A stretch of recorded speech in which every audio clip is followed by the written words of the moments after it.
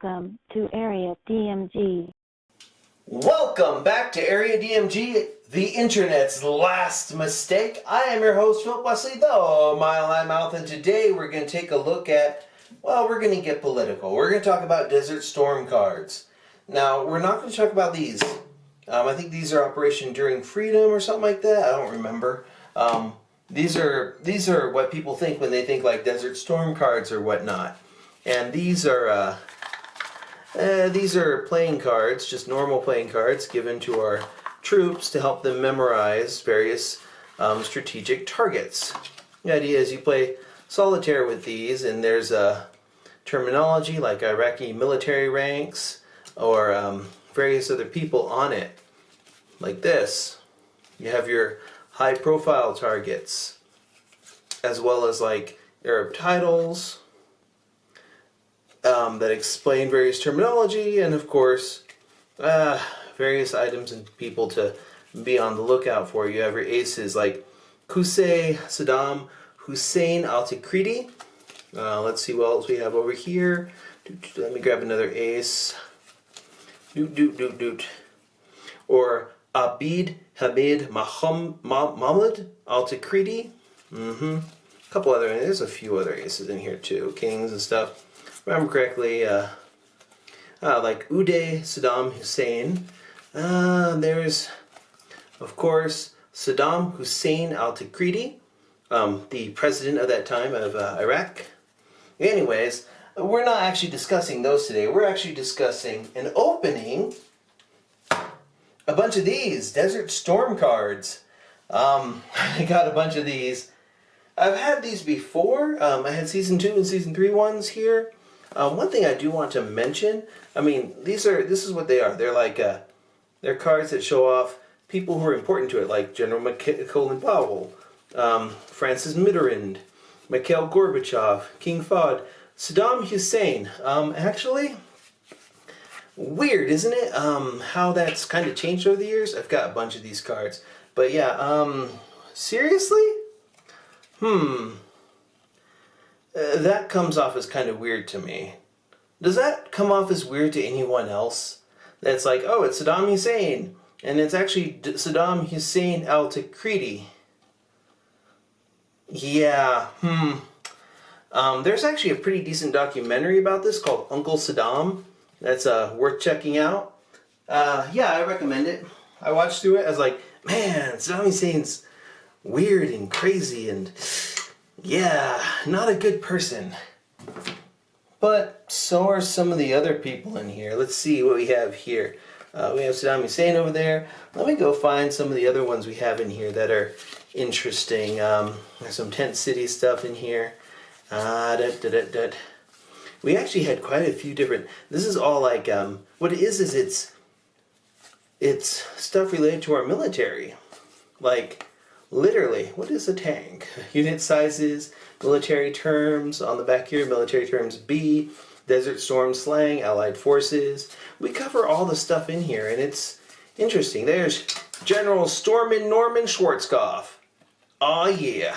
And look at these people. I wonder who they are. General Colin Powell and Secretary of Defense Dick Cheney. I don't think he's important for the future, was he?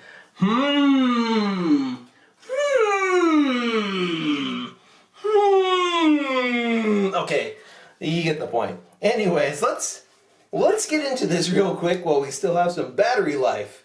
I knew I should charge that. But yeah, let's get into these. Each of these has 8 trading cards and 1 sticker. And I don't know which set these are from. Oh yeah, the one side of the sticker contains like part of a puzzle. Ooh! Oh, these are Season 1. I've got 2 and 3 up there, and I think I had all of 1. Yeah, look, Sidewinder missiles.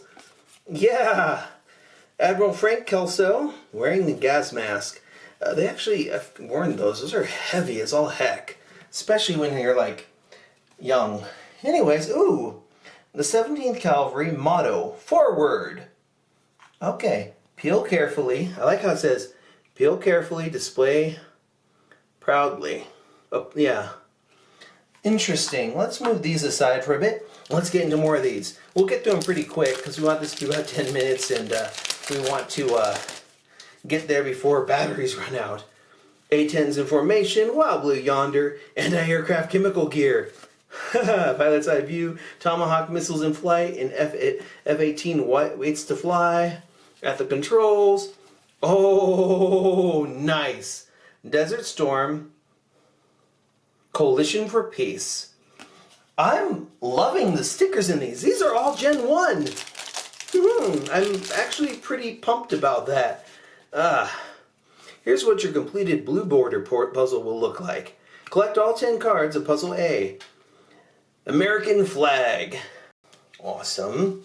This is all very jingoistic, I guess. There's a Pentagon. There is, let's bring that in a little bit. See, there's the Pentagon before any holes. Aegis Control Center. Kind of important these days. Lining up the tanks, machine gunner, EA-6B Prowler, Marine firefighters, the Heat Storm in the Gulf, and Chief of Staff General McGirl A. McPeak. We got a bunch of these. We're just going to keep going through them. Yes. Okay then. Okie dokie. Department of the Navy. United States of America. Ooh, anti-aircraft chemical gear, pilot's eye view, Sentry and EA-3, USS Midway, UH-1 Huey Navy Bell, mission accomplished. Hummer land vehicle, Scud missile A. I think some of these, like, yeah, you look at this. This is the first gen of these, not the second season or whatnot. I don't think I have. I think I might either have all of these somewhere or none at all. The Commander in Chief, George H.W. Bush. President George Bush, Commander in Chief. Yeah. Yep. This is remember, this is when we went into Kuwait. Machine guns ready. These are great photos. The TOW anti-tank gun preparing to jump. Look at that. Oh, cool. I like this one. This one's cool. It's the 34th Armor motto, the strong arm for victory. Let's keep going. This is all history, ladies and gentlemen, in a way. Heat Storm in the Gulf. We've got some of these ones. There's McPeak again. Another Scud missile, B. B10, A-10s in formation. Patriot Control Center. We had it was Operation Desert Shield and then Operation Desert Storm. And there is the Secretary of Defense, Dick Cheney. Like I said, I wonder if he'll be important later on. Yeah, he kind of is. U.S. Air Force emblem. Nice. These are great stickers. Now, I remember the ones in the second season being all the flags of the coalition, which was a NATO coalition, by the way. Oh, speaking of NATO, we are leaving Syria, and we're actually giving a bunch of, let me see if I can find it. Not these, let me see if I can find a Patriot missile in here. We have Hawk missiles. Here's a checklist for this first one. General H. Norman Schwarzkopf. This is the 320th Field Artillery. Motto, willing and able. But yeah, let me see if I can find some Patriot missiles in here. Because we're actually selling our Patriot missiles to one of our NATO allies. I think it's in Turkey. Erdogan. Yeah. Stallion helicopter. Because like when we're leaving Syria, so that pipeline won't get built. Oh no! Carrier ship at night. Wings over Egypt. Patriot Missile Command Center. This is some of the stuff that we're selling to Turkey currently. Let's see. This is the 73rd Armor, motto, honor, fidelity, courage. Yay! We're about 10 minutes in. I still have a bunch of these left. Let's get through them. Let's just keep going. I probably have a whole set. I'm sorry if it keeps getting out of focus, but this thing has autofocus. Another American flag. Another checklist. I'll go through those later. Super Stallion, night vision goggles. Those are cool, but yeah, kind of bad if you're like, don't ever look at any type of source of light. There's an F-170, 17A Stealth, called nice and blurry. Canadian Air Force CF-18. whenever you deploy a missile, it goes, sorry! Of course. Some of these ones here are interesting. We may joke about Canada or France, but for the most part, we like them. Some parts of them. I would say that some things have gotten traditionally worse. That said, I know in World War I, World War II, France kind of took a bit of a beating, or a drubbing. Ooh, Congressional Medal of Honor. Anyways, yeah, France took a beating in World War II and part of World War I. The whole idea of France surrendering or whatnot comes from bad stereotypes from that time. France, you actually do want them on your side if you're going a revolutionary war or a smaller war like these. Airborne unit. Another Schwarzkopf, satellite dish, USS Wisconsin. Ooh. The 6th Field Artillery. Yeah, nice. I like those emblems. They're pretty good. Anyways, let's keep going. Got some more of these left. We will. Oh, state-of-the-art stealth fighter bomber. Oh yeah. This is before we announced the B2. Oh gosh, the B2. Yeah, I think I might find a B1 in here somewhere. Let's see, lining up the tank. There's a CH-47 Chinook. Machine guns ready. An SH-60B helicopter. Let me know in the comments below what you think of these things in particular. That one's for the 506 Infantry. Motto stands alone. I like how I don't have too many duplicates of the stickers. Kind of happy about that. I could probably create the puzzle. Okay, EA-6B Prowler, Marine Firefighters, AH-64 Apache, Britain's Tornado, TOW anti-tank. Can we get this in Fortnite? It's an anti-tank gun. It's beautiful. M1 Abrams in flight with A7s. Wild Blue Yonder. Oh, another one. This is the 41st Field Artillery. Motto, mission accomplished. Got a few more left on these. Just a few more. We'll do it. We'll get to it. Okay. Hummer land vehicle, Scud missiles, F-15 fighter plane, F-111 bombers, Dawn in the desert, General Richard G. Graves, Cobra copter, Cobra! Oh, not different. Anyways, 8th Field Artillery, motto, daring and tenacious. Yep. That actually sounds like a rap group nowadays. We're daring and tenacious. Thank you, Seattle. Helicopter formation. Let's bring this up. Come on. Okay. Mid-air refueling, which is something we can do, which was kind of revolutionary at that time. There is General Colin Powell. I remember looking at that and going, man, this guy should be president one day. I'm sad about that. Here's the Patriot missile. These are what we're selling to Erdogan. Anyways, state-of-the-art stealth fighter bomber manning the M110 Phoenix missiles. Ooh, look at that. Sunset on the beach. United States Central Command. Look at that emblem. I want that as a patch. Let me bring that up a little bit here so we can get into focus. No, they just fell over. Oh well, we'll pick them up. Yay! Okay, I got 3 left. Woo! We're at 13 minutes in. Okay, I think I have enough to make that thing. Yay! Okay, so this is the 37th Field Artillery. The logo, the motto on the minute. Okay, so we have General Colin Powell, Patriot missile, frigates manning the M110 Phoenix missile, sunset on the desert, the commander-in-chief. Again, that's a good picture of him. A machine gunner, that's a cool picture. Most of these pictures are pretty cool.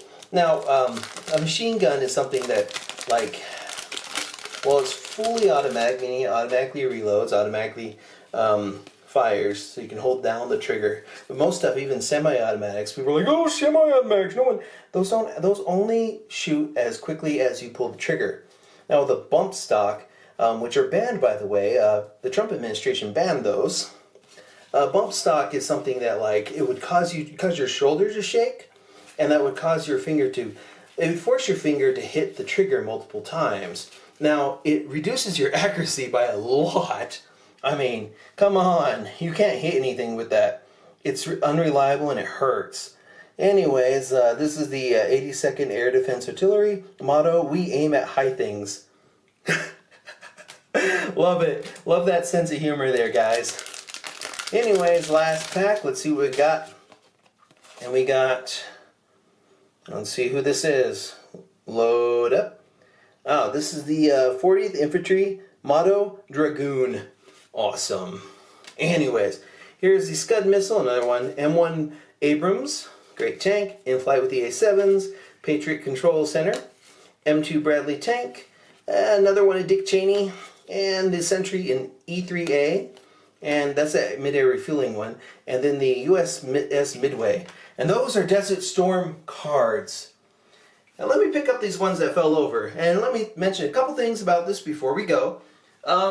This is what you'd call, well, propaganda. That's kind of what these are.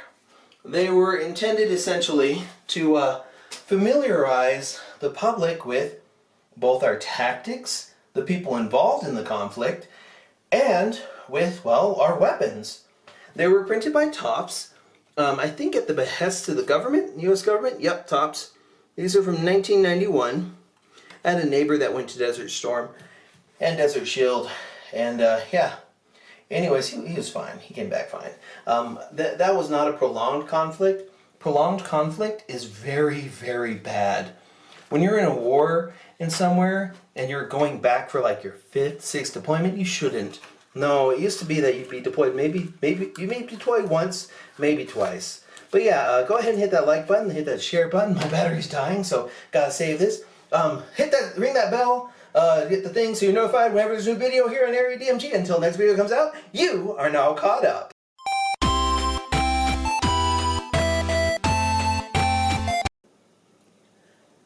I'm kidding, we're not done yet. I just wanted to go ahead and be like, these were kind of a big thing when I was young. You get them for like 50 cents or something over at the base exchange or at the commissary or at the gas stations.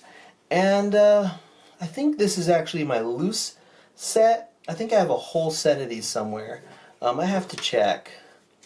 But yeah, this was something that was kind of a big deal back in the days. It was something that we did. This was back during the late 90s. Late 80s, early 90s, back when we kind of still celebrated the men and women of the armed forces. And nowadays, since 2001, we've had so many of our soldiers in so many horrible places in prolonged conflict. We have people going back for 5th, 6th plus deployments, and that's really a problem. If you know someone in the military, you need to please be nice to them, because many of these people who have seen combat, they've seen unimaginable things. I mean, we make stuff like this that kind of glorifies our weapons and the people behind all these things and our generals and commanders, but it's really sad when you think about it. And the reason it's sad is because, well, what they're doing, they believe in the mission, and we should believe in the mission too with them. We need to support them, and we need to understand when they come back home that many of them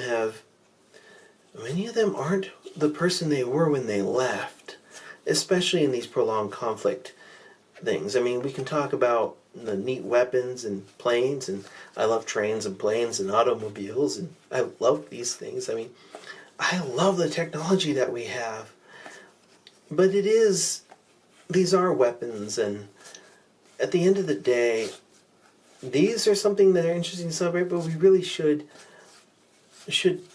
pay more attention to our men and women in uniform who are coming home and they're damaged. Oh, I'm just dropping these all over the place. I know, I'm just... Let's go ahead and grab these. There we go. But yeah, as much as we like to celebrate military victories and such, we really need to think about what it does to the people here. Some of the stuff is interesting, like this right here, this thing that says desert drink. It's a water type stuff. The information in the back is interesting. Mail call here. I'm sitting here reading letters from home. Let me see if I can find it. There was one that was pretty good in here that I wanted to go ahead and kind of highlight. It's in here. It's in these ones. I didn't run into it. Which number is it? Okay, it was there's a few in here like stopping the oil's flow, etc. But Marines land. There was one in here. I'm looking for a particular one. Also, I find that really weird that we changed Saddam Hussein's name essentially after that Iraqi surrender. There's the ground war. By the way, the ground war didn't last very long in this one. The Iraqi surrender A, B, C. This is the stuff we don't show anymore. The mood at home. See this right here? I mean, let's be honest about it. Americans went to great lengths to show their support for the troops of Operation Desert Storm. Many wore yellow ribbons, I still have mine, flew American flags, and displayed signs of support and encouragement for the men and women serving in the Persian Gulf. Shown here, a small-town retailer displays patriotism proudly by rallying behind the soldiers in the Middle East. Yes, I understand that this can be seen as propaganda, because it kind of is, but back then what we did, essentially for Kuwait, this is the thing. You see, this is really what we should be striving for in this. What we need to be doing when we go to war is we need to go into war thinking about how we're going to leave. And I feel that that's not something that's happened these days. We need to go into a war, if we ever do, with the clear intention of, okay, what do we do to win and how do we leave? When we went in 2001 and 2003, we've been over there forever, and you know, hit that thumbs up or hit the comments if you want to talk about some of this stuff here. I know this is kind of a long video, had a weird false ending to it, because hey, I thought I charged my battery, I put the battery in there, I'm like, oh no, I didn't charge the other battery. So I had to go plug in the other battery, and yeah. But yeah, speaking seriously about this, I just wanted to show off some of these cards. I wanted to unbox them and give you a little interesting history lesson with them, just taking a look at them. The backs of these are kind of amazing. I'm going to look through these, see if I've got a whole set of the first editions, which I missed actually, or do I have a whole set? I don't remember. I still have boxes to go through. I've got some other ones of these somewhere. But anyways, these are Desert Storm cards. These ones were, I think, Season 1, and there are 2 other seasons, the Season 2, Season 3, leading all the way until, like, the troops came home, and that's what those were here, you know? I mean, come on. Like, look at that. I mean, I think it's time that we, like, really think about what this stuff costs us, you know? Yeah, there's evil in the world, and sometimes we need to go out there and get rid of it. I mean, it's not, I mean, we did this because one, it was NATO, and Kuwait is an ally, and then this was also, the whole invasion into Kuwait was seen as an aggressive action. It was decried by both NATO, and I think the UN also decried it. And we got even support from people who are technically considered to be on the other side of these, like Mikhail Gorbachev. Yeah. You know, the guy that oversaw the dissolution of the, pretty much the dissolution of the USSR. And they actually, yeah, the Soviet Union joined the United States for the first time since World War II, seeking the resolution of a world conflict. Yeah, and well, Gorbachev did not commit Soviet troops to the Operation Desert Storm war effort. He took an active role in the political process and arms embargo, which played a crucial role in expediting the surrender of Iraq and its withdrawal of troops from Kuwait. Because, just in case people will remember, what happened there is that we went into Saddam Hussein went into Kuwait, and this was seen as an overly aggressive move. You see, most of the Middle East is still trying to rebuild the Ottoman Empire. Remember, we fought them in World War One. After World War One, they dissolved, but they also bankrolled most of the Axis powers. You know, the Axis powers were Germany, Italy, and Japan. And Germany's first act of aggression essentially was what happened when not just when they invaded Poland. There's some earlier stuff with that, kind of like how the killing of Ferdinand, I think, was what brought us into what brought a lot of people into World War One. We've always been fighting a lot of the same villains. If it's not Germany in some of these, like it was Germany in World War One and World War Two, it's always been the Middle East. In both World War One and then World War Two, with them bankrolling National Socialists, the Nazis. The Ottoman Empire has always been kind of hand in hand with National Socialism, with that movement, with that kind of horrible, evil racism. And that's what you see nowadays, what's happening in the Middle East. You have little dictators trying to recreate the Ottoman Empire. Of course, that regards taking out any allies that we have in the area, including, weirdly enough, Turkey. We've had all that stuff with Syria. I'm glad that I'm actually glad we're getting out of that. I know some people are like, what? But no. I didn't want us to go in there to begin with. I feel like there's some stuff there that you should just kind of let. It's kind of like if you're playing a online shooter game or something, and there's a group of some other squad taking out another squad. What you do is you wait for the other squad to take out the other squad, then you take them out. That's how you win. Okay? You make the other people fight for you. Get how that works? And I kind of feel like we've been fighting for other people, and we really shouldn't be in some of these things. But that's all political and stuff. If you want to get political, get to the comments. Hit that thumbs up, hit that share button, hit that subscribe button, the like button, etc., etc. Ring that little bell so you're notified whenever there's a brand new video on Area DMG. And guarantee those will be a lot happier than this one. So, until next time, you are now caught up. Morning, Maya.